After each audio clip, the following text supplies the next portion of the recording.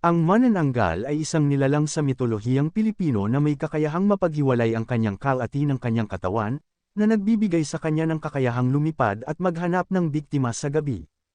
Ayon sa kwento, ang manananggal ay isang nilalang na may masamang espiritu na nagpapakita ng kanyang sarili bilang isang magandang babae sa araw, pero sa gabi, nagbabago siya sa isang nilalang na may mga pakpak at lumilipad para makita ang kanyang magiging biktima na naglalakad sa mga kalye o sa labas ng bahay sa 10 oras ng gabi upang maging bagong biktima. Ang manananggal ay kilala rin sa kanyang kakayahang magpanggap bilang isang taong may sakit o isang biktima ng aksidente upang makapagmanipula sa mga tao at makapaghanap ng mga biktima. Ang kwento tungkol sa manananggal ay isang bahagi ng mitolohiyang Pilipino na nagpapakita ng mga tradisyonal na paniniwala at mga kwento ng mga Pilipino tungkol sa mga nilalang na may masamang espiritu.